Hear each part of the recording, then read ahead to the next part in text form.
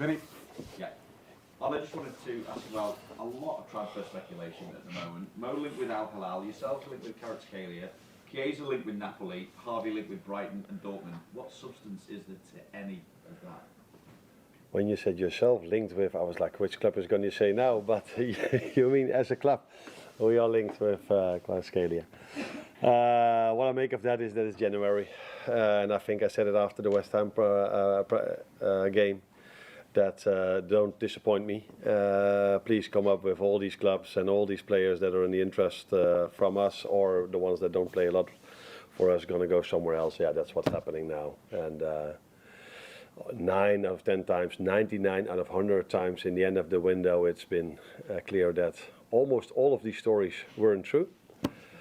So what can I comment about it? That the rumors keep going for it, but no comments from my side. What you can tell us about though is the players that you have available to you. So Szoboszlai, Quansah, how are they? And what opportunity is it to give minutes to the likes of Harvey, Federico and Conor Bradley? Every game is an opportunity for them to have a chance to play, and this one as well. Dom trained with the under 21s yesterday. Jurel, like I said, he was a bit ill last week. I think there was, as a result of that, I had to take him off during the game, but I'm expecting him to be available for tomorrow. Yes, we know we can use these players in every single game and also in the one we have on Saturday. What do you know about the relationship between Liverpool and Accrington? Not that much, of course, because I'm only here for half a year. But I do know about the milk advert. Probably everybody knows this. Immediately after the game, there was a clip or a video about a player that was so happy that he was going to play at Anfield. So these kind of things I know. I know people from this area also play for that club. There's quite a lot actually that I already know, and of course I know a lot about the team, which today I'm going to even know more about because we're going to dive into it even more today. But yeah, that's all I can say about it. Mike. Arne, the standards have been so high for Liverpool this season, incredibly high. So when they slip, even very, very slightly, it's kind of sort of very noticeable, and we know Manchester United played really well against you and Tottenham too, but any reasons in-house for maybe the lack of rhythm and that the passing hasn't been as crisp and sharp perhaps? I don't see that many differences compared to to many other games we've played. The only difference is that we've played these two games after winning 6-3 from Tottenham and winning 5-0 from West Ham. So after those two games, everybody said, we know they were good, but that they were that good, we probably didn't know even that yet. So if you compare to those standards, I do agree that the games against United and against the last game against Tottenham were of lower standards compared to those two. If you look back at all the other games, so even Leicester City away, we were 2-1 up with 10 minutes to play. So we the whole season, I said this many times, we won a lot of games, and almost every game we won. Maybe the only exception could be Chelsea, but all the other ones we've deserved to win, but never by a big margin. It was always very tight.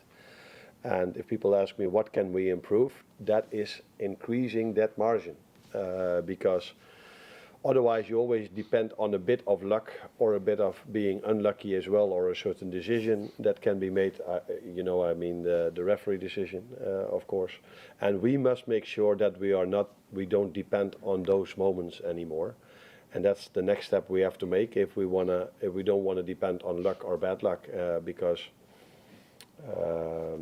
Crystal Palace away, they got a big chance 10 minutes before the end, didn't score, we beat them with 1-0. And I know in football it's everywhere the same around the world. You're only judged by the results, and because of the results, people judge you on the performance. And it's not many times that if a team has a draw or a loss that people say they played really, really, really well.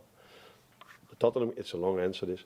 The Tottenham game, if the referee would have given the red card, we would have kept a clean sheet over there. Maybe be able to score against 10 men. Everybody would have said, again, a difficult away game with a clean sheet. They totally controlled and dominated the game. Again, a good performance of Liverpool. And now, because we conceded the goal, it's all about us being a bit more sloppy and all these kind of things. That's what this industry is about, and it's up to me to see, is there really so much difference between us playing Leicester City, playing Ipswich away, playing Crystal Palace away?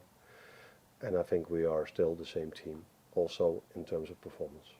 So this game represents an opportunity for lots of players who've been on the fringe of things and haven't been able to play as many games as they would have liked, certainly. And if you look at Harvey Elliott in particular, he's had problems with injuries, which have undermined his opportunities to progress. But he's such a talented player that when you get to that stage, he can only learn so much in training, can't he? So he does need games, and otherwise you kind of like hit a brick wall. I agree with you. He's a talented player. He's been this for us for so long.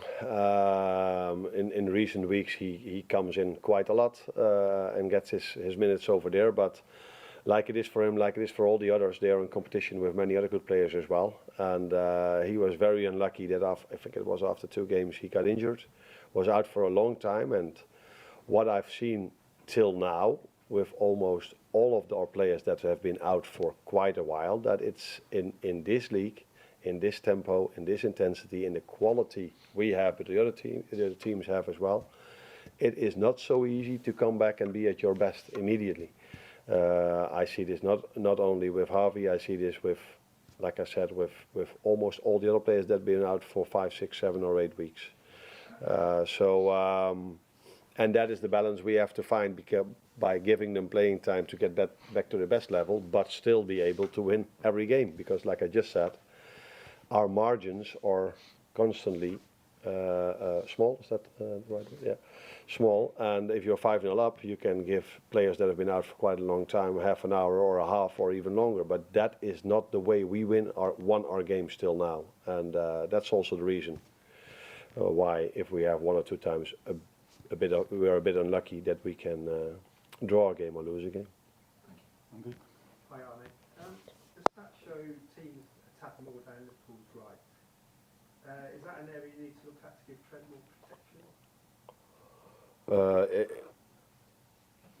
It might be true if you tell me. Mostly he's about the stats, but is that by a margin? Is we are talking here about right side 70%, left side 30%, or is it? The stats show on the Liverpool's right is 44. And left? Left 32.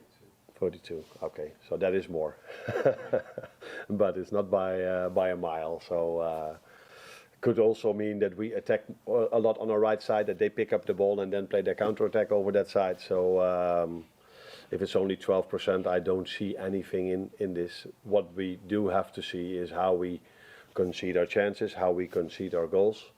And that's not only about our right side, because if they attack on our right side, they still have to go to the middle to find the goal. And if they go to the middle, it's the players who play in the middle and the players from the left side that have to come inside, have to defend that as well. So I do see a certain pattern in the goal we concede, but I don't see the pattern if it's about Trent, if that's what you mean. Not at all. Trent has had 1 difficult game for us, and maybe a few that were okay to good. And mainly he had great games when he played for us this season. So I know there's a lot of focus on him at the moment, but I would also like to highlight the focus on how well he did when he came in the last half hour, and how our fans reacted on him. That is what pleased me even more during that game. Carl? What are the different challenges of facing a team from the lower divisions who come to Anfield, so they're such a big experience? What are the challenges?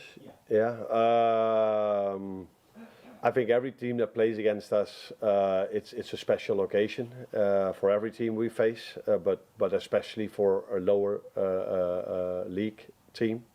So they will be all up for it. They've lived towards this game for many weeks, probably 9 out of 10 times. All players are fit. Then there's no one suspended. So and the challenge is always to bring the best out of ourselves. So I think everybody could understand that if you go to a Champions League final, everyone is completely hyped up and ready, and that is for them today.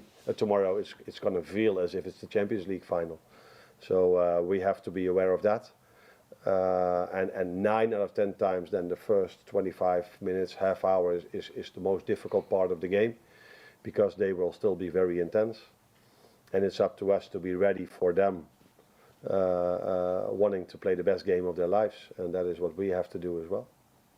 What's your experience of playing teams who are a much lower level than you, either as a player or as a manager? Do you feel any shocks or upset? I mostly played at a team that were not as good as the one we faced. That's not completely true, but large parts of my career it was true. My experience as a manager, I don't know. When I was at Feyenoord, I always said that I was unlucky in the draw. Is the draw the words we mean? And what I mean with that is that almost every time we had a draw, we had the most difficult one that we could get in that draw, and that means you play the same team that plays in the same league, where other teams maybe sometimes had a. We call this an amateur club. That means that there are no professionals. That's in Holland. That can be sometimes the situation. So I don't remember playing against a very low league club in my managerial career in Holland, to be fair. But I was only a manager there for 3 or 4 years, so there's something to do with it as well. Hi, Arne. I am kind of interested in the patterns that you notice in us conceding, but I dare say you're probably not going to tell me about that here. So my question's more about rest and rhythm. The players got some time off between the Manchester United and the West Ham game after, I think it was 6 games in 19 days or something like that. Now, I've heard you talk before about how used to playing every 3 days this team are, and maybe that suits them a little better. So I wondered, how complicated have you found it, getting that balance between the rest and the rhythm when in your first season here in England with the extended Champions League and with 2 domestic cup competitions?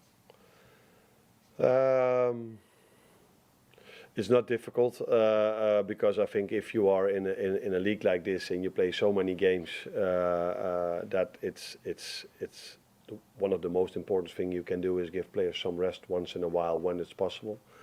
Then you always wonder for yourself if they've been indeed a few days off, which has happened many more times this season, where afterwards we did have the result. You always wonder, you always try to look back and reflect on, okay, what have we done? Could we've done better? But in both games we had a lot of intensity. It was necessary because both games was intense, especially against Tottenham. If you look at the output, physical output, it was one of our best games this season.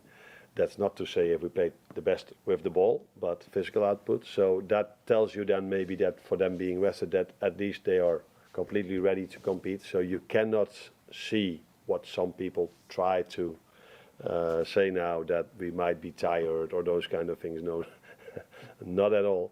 We are even having a step up. But what probably was not seen a lot is that compared to the game 2 weeks ago, we've changed 5 positions, and a few of them didn't have a lot of playing time in the last 6 or 7 weeks, and that's what I just also said.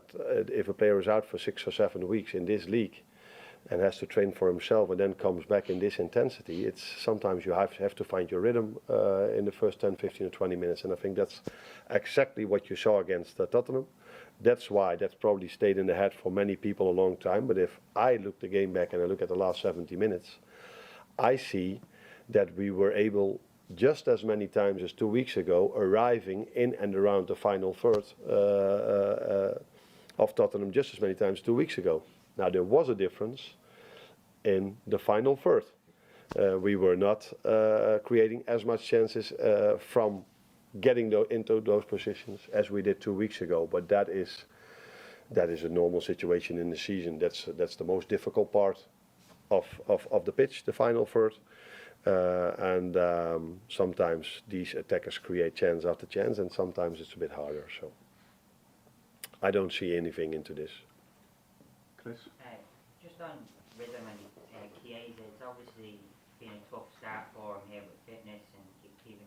What do you want to see from him in the second half of this season? And is tomorrow maybe a chance for him to start to get some of that rhythm and match fitness? Yeah, like I said, every game is a chance for every player to get some playing time. It's not only for him being difficult because all of the things you just said, I'm not going to say all these things again in terms of match fitness. It's also that he has to compete with the likes of Cody Gakpo, Luis Diaz, Diogo Jota, Darwin Núñez and Mo Salah. And everybody here knows the numbers Mo Salah brings in. There's not many times a reason to take him out during a game or before a game, also because he's so fit. I said many times before, he was the fittest player that came in pre-season, and he does everything every single day to keep his match fitness, and he wants to play every game, and he shows up every single game. So it's not only about Federico when we are talking about him being limited in his playing time, it's also about the others. But in terms of Federico, it definitely has to do with the way he came in, I don't know the English word. So the rest were already training a lot, and we had to bring him up in terms of match fitness. So it's a combination of reasons why he didn't play that much yet. But let's wait and see in the upcoming weeks and months if he's able to help us, because the second half of the season is even more important than the first half. Tom? Just wanted to ask about Rio and Zuma and Shane Ione, whether this might be an opportunity. I know they've been training with you of late. Is this going to be a chance for them to get some minutes, or will they be around the squad tomorrow? Like I said, I didn't say it yet, but we still have to train. Yesterday we couldn't because our flight going back to London arrived quite late here, so we gave them as a result of that a day off. So we have to wait and see how everybody is recovered today, and then we have to make a decision which players we're going to bring to the game. But Trey has been in the squad many times already. Rio only once, Southampton away, I think. But these players are doing really well when they train with us, doing really well when they play with the under-21s. So as long as they keep doing that, their chances of getting their moment in the first team will increase, of course. Any more? No? All done?